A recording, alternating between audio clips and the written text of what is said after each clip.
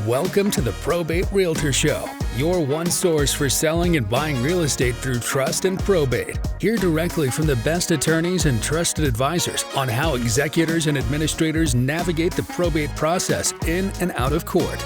Being a personal representative or successor trustee can be a daunting task, and often beneficiaries don't have a clear plan. Let us help you make the right decision for your clients, your family, and your legacy.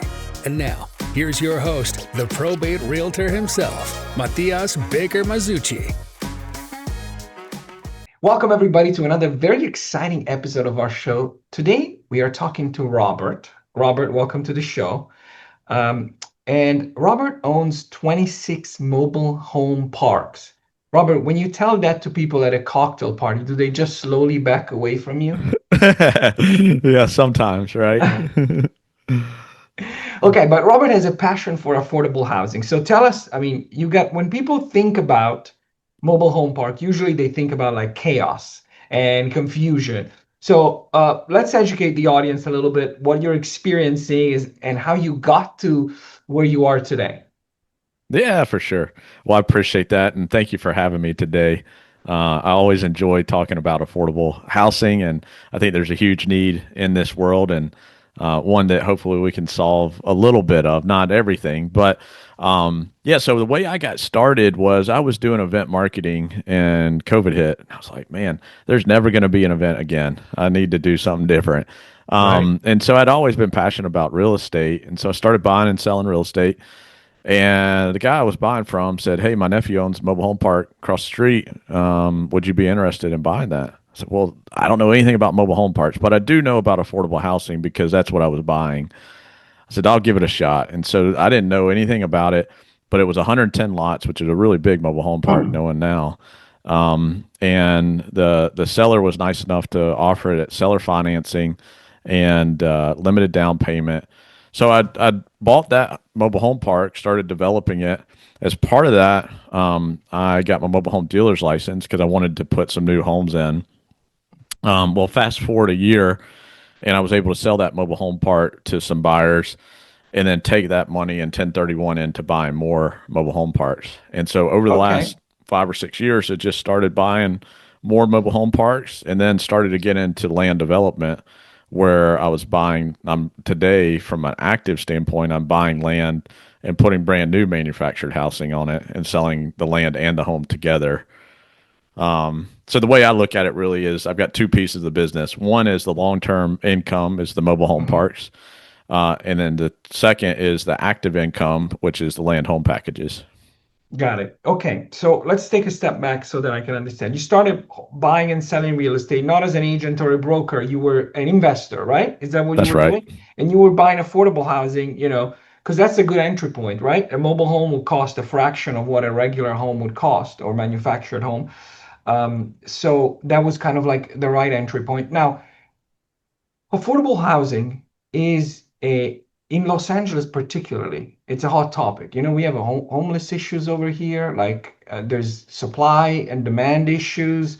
So one of the things that came to my mind when you started talking about affordable housing and, mobile home park, they kind of have a little bit of a stigma, at least, in this part of the country.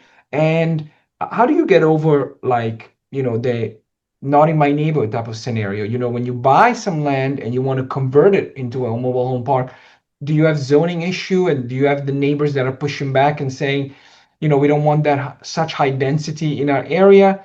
Because I know you're on the other side of the country, so things may be very different. So can you kind of elaborate on that a little bit? For sure. I think that's a good point. And developing new mobile home parks is very different from buying existing, right? Right. You can buy existing mobile home parks, and typically you're grandfathered, and you can make improvements, right? So typically, Right. I'm buying from an older owner who maybe has let it run down or maybe hasn't managed it properly, and I can make improvements so the neighbors appreciate that. Right. And so that's one thing. In terms of new mobile home parks, for sure, there's zoning regulations that you have to overcome, Right. neighborhood perception. I think you mentioned it in the intro, in terms of mobile home parks, is like there's the perception that, hey, it's crazy and man, Yeah, I'm not going to go inside a mobile home park. But the reality is honestly, like most people just want a good roof over their head. And so we're right. able to provide that through mobile home parks. And I think when people start to understand that and see what you're offering, then the possibilities open up a little more. So it's a One matter of of my communicating properly of like, hey, here's really what we're trying to do. I think education is a big part of it. You're right. One of my favorite shows was Trailer Park Boys, the first like few seasons. That was not a very good reflection on No, on mobile home. But you got to talk to somebody as ignorant as I am and kind of educate me, especially on this matter. Like, um, I've seen mobile home for sale, and then like just recently, I saw one come in the pipeline, and it says the price of the home, and then you have the HOA fees, which is I guess the land lease, the price of the land lease. So, are they? What is the structure? Do they always work like that? Do they work like the land is owned by an investor such as yourself? A end users buys the home or rents it, right? Either from you or from somebody who owns the home, and then they pay the monthly rent fee for the lot. that's right. That's correct. Okay. Yeah. So, in my parks, typically right now I'm kind of half and half between parks or homes that I own versus Hmm. homes that the tenant own. But Okay. as I continue to value add and transition the parks, my goal is that all the homes are owned by the tenants, and so the tenant has the pride of home ownership, and they're simply on rented land, though. Okay. So they rent the land. So you don't sell the land. That's a big part of the Not in the mobile home parks. That's right. not in the mobile home park. Okay. And there's generally one owner which would own, like, how big are this mobile home park, like a stock acreage, like on the average of the 26 that you own, what's the average size of the Yeah. parcel, the total? Yeah, that's a good question. So I own small and mid-sized mobile home parks. So Okay. anywhere from 3 lots to the largest being 37 lots. Okay. And so from an acreage standpoint, it could be as small as 2 acres all the way up to, I think my largest is 26 acres.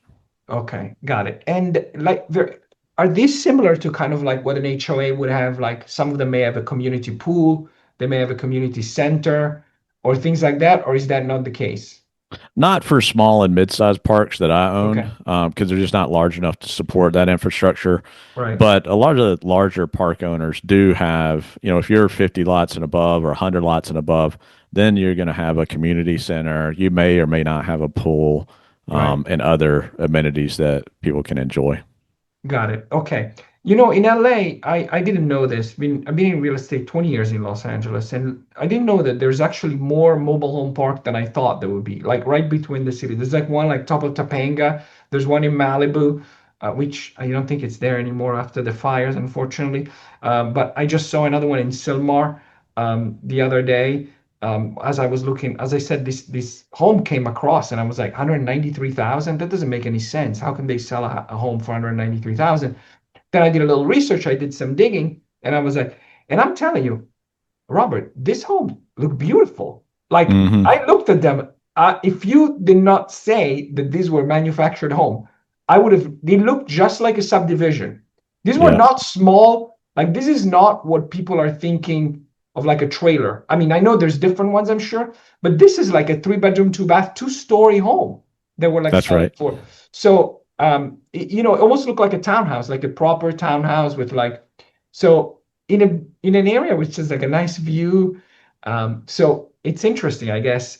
When you buy properties, are the homes mostly like look like the typical trailer, or do they look like nice homes? Like, what's the difference?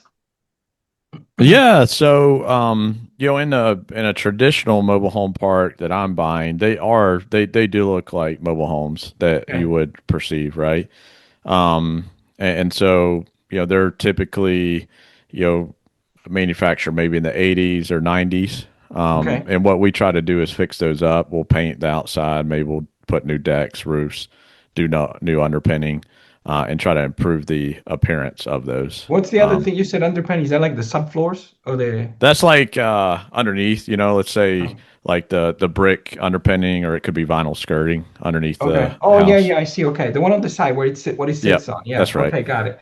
Um, how much is one of these homes? How much does it cost on average, a home like that? So typically, when I'm buying a mobile home park, I'm paying $20,000 to $30,000 per home or per lot, Okay. on average is what I'm aiming for. 20 to $30,000 per lot with the trailer on top, with the trailer Yeah, on. and sometimes that includes the home, and sometimes that doesn't. But typically, that's what I'm aiming for. Okay. Now you own as your biggest one you own, it's got like 30 plus homes on it, That's right? right. Okay. That's right. Do you need a manager over there? Is there a property manager on site where you have to give one of the locations to the manager? Not on site. I Okay. manage everything centrally, and I have a third party property management company that manages it, and they collect the rent, screen the tenants, do evictions as needed. Okay. And so they handle everything, and that's a decision I've taken. Some people in this industry, they'll have in park managers, or maybe they do it in house. But I like the freedom of having a third party manager. Got it. Now, I give you an example. In Los Angeles, in multifamily, if you have more than 15 units, this is an apartment building, right? So different scenario. But if you have more than 50 units, you need an on-site manager. So you need somebody who lives there and is the manager. That's not true for a mobile home, right? It's not like, oh, if you have more than 50 units, you need somebody to live there. I mean, I'm sure it becomes convenient at some point, like if you have 250 homes in one location. But generally speaking, there are no rules like that, or are there, depending on Not that I'm jurisdiction? aware of. I think that's Okay. probably just California, but and maybe it's state by state. But in my area, there's no requirements for that. That makes sense. Yeah, actually, the regulation that I was mentioning is specific to Los Angeles. I mean, we have layer over layer of rent control in Los Angeles. So we Mm. have state, we have county, we have city. So it's like that's a conversation for another time. Okay, so where do you look for this for these properties? Like, do you have like, like I remember there's people like, oh, we're going to invest in Florida and Texas, this and that. Now Florida is no longer a good place to invest, I hear, but it used to be once upon a time. Where do you look for your assets to invest?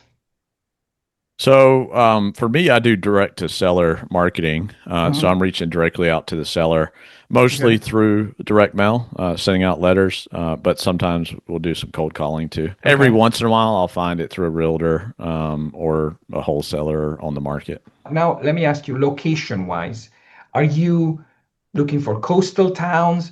Are you looking for middle America, or are you location agnostic and you're thinking, look, if it pencils out, if the price works, I'm just buying it. I don't care if it's in Buffalo, New York, or if it's in Tallahassee, I'm interested.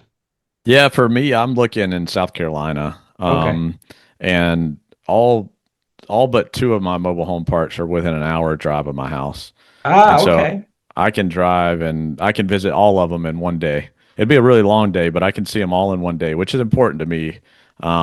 If I was buying bigger parks that were 100 lots and I had on-site management, and then maybe I would be open to other locations. But I really like this small and mid-size approach and be able to buy within a certain distance of my house. That makes sense. Invest local. People say there's like it's like a two, they say it's a double-edged sword to invest locally. One, because you fall in love with the area because that's where you live, and number two, but it could be good because you also know the area. So it's kind of like That's a right. good thing and a Yeah, bad that's what thing. honestly I love, is because somebody sends me a deal, whether it be a mobile home park or a piece of land to do a land home package. I know within 30 seconds is a good deal or bad deal, right? And that's good. That's because you know the local market, right? Yeah, that's right. That makes sense. Let's talk cap rates. This is such an interesting asset. Not very many people talk about it. I've talked about like triple nets. This is called the Probate Realtor Show because we sell a lot of real estate of people that are interested in probate. Okay, and they got to step up in basis when somebody passes away. So there's no need for necessarily a 1031 exchange, which means that people pull out money of real estate. But a lot of the time, people decide to keep the money in real estate, but maybe they don't want to own, a house the $3 million house that they're never going to go to, that it's on the other side of the country, right? It's like Hmm. whatever, it's not even going to make money if you rent it. So they want to put the money maybe not in the stock market or something. And so this is an interesting viable solution that you're kind of offering here. So my question is, I guess, go back to what I was saying. cap rates. What are you seeing in your investment? What are your returns? Yeah, to be honest with you, I'm kind of like a back of the napkin guy. I'm Okay. looking at purchase price, what my debt's going to be, what's Okay. my rent, what's my expenses, and am I going to make a profit, right? Okay. So I don't really use cap rates for analyzing whether I'm going to buy or not. But that said, typically, I mean, these at purchase, I'm trying to be 10 plus on the Okay. cap rate. When I go to That's pretty sell, good. and hopefully none of the buyers that are interested in buying my parts are listening, but when I go to sell, I'd like to sell for like a 5 or 6 cap. Okay. And so, we do that through value add, increasing rents and such, but that's the goal at least. No, I think it's great. There's actually like uh, stabilizing assets is actually such a good thing to do in real estate. Like people don't understand really how valuable it is. And I tell all my clients, investors, I'm an investor myself. People underestimate how valuable it is to clean something up, make it so nice and clean and presentable. It adds so much value and it's so simple. And you don't necessarily need to tear everything out and make a little landscaping, a little upgrades here and there, just as you mentioned, goes a long way, right? Because you're making a home where somebody walks up to it and they're like, "Oh, this is nice. I could live here." And Yeah. that so I'm preaching now because I love the sound of my voice. But I am telling you that like people underestimate. Sometimes they redo the tear out the kitchen, tear out the bathroom, and I'm thinking sometimes you can just make it very nice, clean it, give it little upgrades, the things that people really care about, and then just put it back on the market and you find the right buyers. So that's a I think that's very important. I love your passion about affordable housing because there is a real problem in America about you hear it all the time. Got to build more housing, got to build more housing, et cetera, et cetera. Sounds like you have a solution, at least for your area of developing. I mean, you obviously, as you said, you buy ones that are there, you stabilize them, and then you resell. But you're also an operator. You're holding them. You're keeping them, and you're collecting the rent and things like that. So you can see that part. So how difficult is it to get started investing in mobile home parks? I don't think it's hard at all. Okay, I really don't. And, people probably say, man, you're crazy. But you know what I do? I show up every single day there and you go. I take the actions every single day. And I've done that for the last 6 years. And that is made me what I believe is made me successful. Now, you got to show up and do the right things, right? And Right. so I've learned from a lot of people, whether that be on YouTube or joining education groups that teach you how to do stuff, whatever it may be. Groups that change your mindset. I was in a group actually when I first got started. It's called Jennings Smith out of South Carolina. He runs a group called the Deal Room, Hmm. and I joined his group. It's a multifamily apartment group. And I Okay. joined because I was like, well, I was doing mobile home parts, but I thought there was a stigma around mobile homes. And I was like, man, Right. this is going to be hard to raise money for. So the very first call, and I'll give Jennings credit, very first call I joined, and I say that. I say, hey, I'm here because I want to move into apartment investing. And because I think mobile homes is going to be hard to raise money. And Jennings said to me, he's like, man, Robert, that's just a mindset problem. He's like, I think you should stick with mobile homes and keep going. And so I Right. did.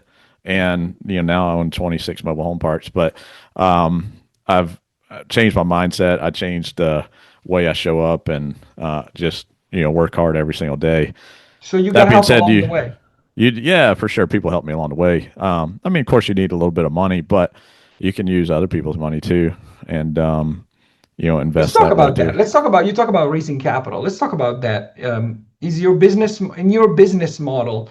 Have you had to raise capital, or have you just started small, slowly resell, or do you run a fund? How do you set it up? Yeah, for sure. So for the mobile home parks, the way I started, I bought the first park, seller financing. I used a little bit of money that Right. I had investments to buy that. I was able to sell it for a profit a year later and then buy more and just keep going. Hmm. And so 2023 to 26 parks I own by myself, which is great, and use my own money from that kind of initial startup. But then three of them I own with a partner, Okay. actually a great partner, college roommate, and he was looking to invest in real estate, and we partnered together to buy. So that's that for mobile home parts. That's how we got started. For land home development, we borrow money for that from private lenders. We borrow money from hard money lenders to develop those projects. Oh, that makes sense. So that's actually one of the questions I was gonna ask you about financing. Are the terms similar to like what somebody would see for a flip or what somebody would see, for like a ground Hmm. up construction? Yeah, for sure. Are there hard money lenders that specialize in mobile home park financing? Yeah, I think there's more and more of that for sure. Okay. That have, as more larger syndication or larger corporations have gotten into mobile home investing, it's becoming more normalized, let's say, and you've seen more and more lenders over the years start to get into it. Whereas, Interesting. 10 years ago, I don't think a lender would touch it, right? But Hmm. now lenders are seeing the returns on it. They're seeing that it's a safe investment. And they're also seeing that on the buyer side or the tenant side, it's in high demand. So if I want to buy a home in your best park and I want to buy the best home, how much is it going to cost me? The very best home in my park, Hmm. it's probably gonna be a lot different in California, but I'd probably get you a brand new home in my park for $75,000. Very Three nice. bedroom, two bath, 1,200 square feet. That's very nice. And how much am I paying a rent every month? 400. Okay, got it. And who is your customer base for the resale? The retail people. Do you have an agent? Do you have a sales agent who sells your mobile home one by one? They get posted in the MLS. Tell me how you do the resale portion. Yeah, so typically when we're buying a park, we've got a full existing tenant base, and so we'll go to those existing tenants and ask if they'd like to buy. Okay. And so that's the first. If we're bringing a home to an empty lot, then we'll advertise it on the MLS. We'll advertise it on Facebook. Okay. We'll advertise it through the property management company. Okay. That makes sense. So basically, um, investing in this asset category, do you feel that it's undervalued? Do you think like that it's an area that not a lot of people are looking at? There's less eyes, or do you feel like, it's just another asset class that some people are in and some people are not? Uh, I mean, I'll tell you, if you look at it a few years ago, not so many people, right? But again, it's become more normalized, and there's more and more people Yeah. finding out about it, which is a good thing for me. Some people look at it as competition, right? And Mhm. for me, I truly do love affordable housing, and I want to teach as many people. I've got a goal that I'd like to do 100,000 houses in 10 years. Um, That's great. and that's not 100,000 myself because that probably is nearly impossible. Well, I shouldn't say that. That's probably just a mindset thing. But Yeah, mindset. Your uh, coach is. let's We got to just talk say, about that. let's just say 100,000 by myself would be difficult, right? Right. My thought is, hey, I can do maybe in the next 10 years, I can do 2,000, right? But if I teach you how to do it, I talk about Right. it on your podcast, maybe I can talk 10 people into it, right? And then I talk to the next guy. He's going to Hmm. tell 10 more people. So then it's like, hey, I can have 100 people that I've taught how to do it that can go out and execute on this, and we can achieve 100,000 people, right? And so it becomes more That's a hundred prevalent. thousand families that have a Yeah, home. 100,000 exactly. people that could have a home.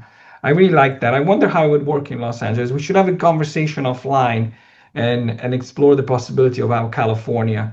Um, I have a couple more questions before I let you go.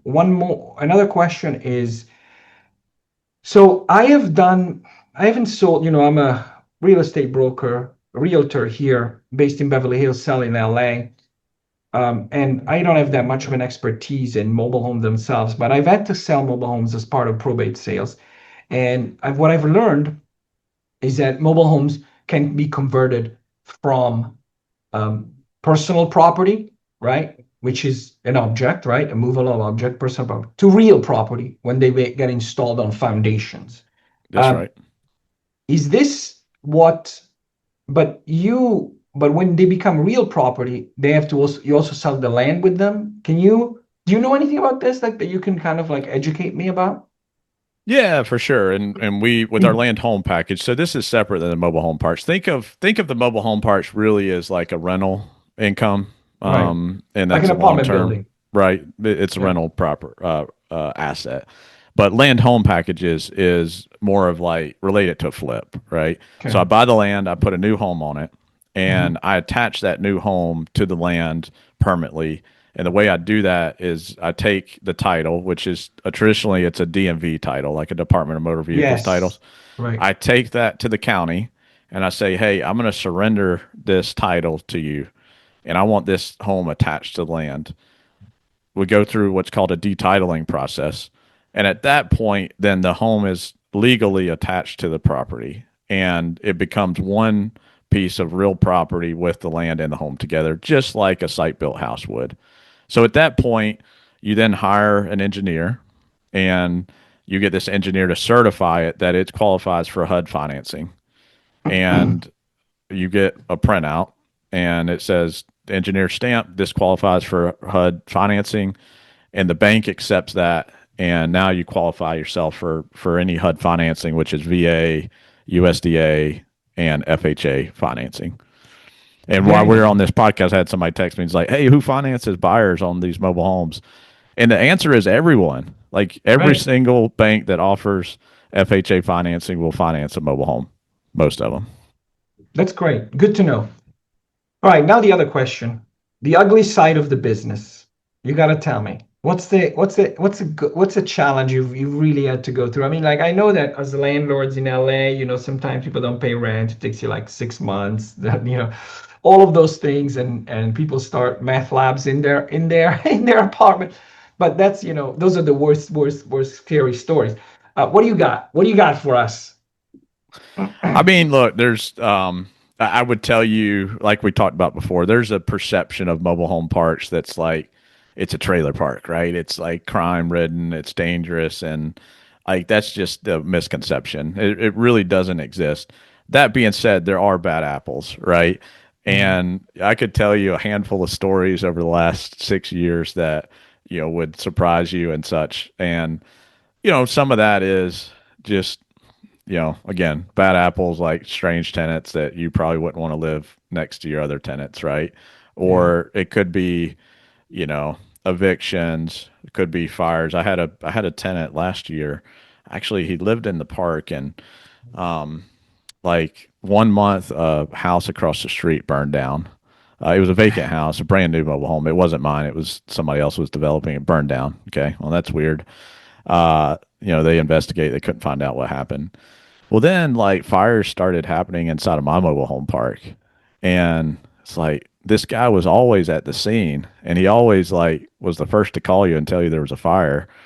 Um, and come to find out, we think it was him setting it. We don't have record of it because you know what happened though is once he moved out, The fire stopped. because the investigation was like coming hot at him. Uh, there were no more fires, and so anyways, so that happens. I mean, there's of course more story. I had the stabbing in one of my parks actually this week, but uh, people call me the helicopter. They life flighted this guy out, but I don't know what happened. I'm still investigating that. But anyhow, there's things that happen, Yeah. So there right? is, yeah. I own 250 pads. That's 250 people that are living life and things happen, right? And Right. of course there's going to be some bad apples out of 250. But it's That makes not sense. it's not the majority of the case. Majority 245 of those people are great decent people that again just want a good roof over their head and want a landlord that takes care of them.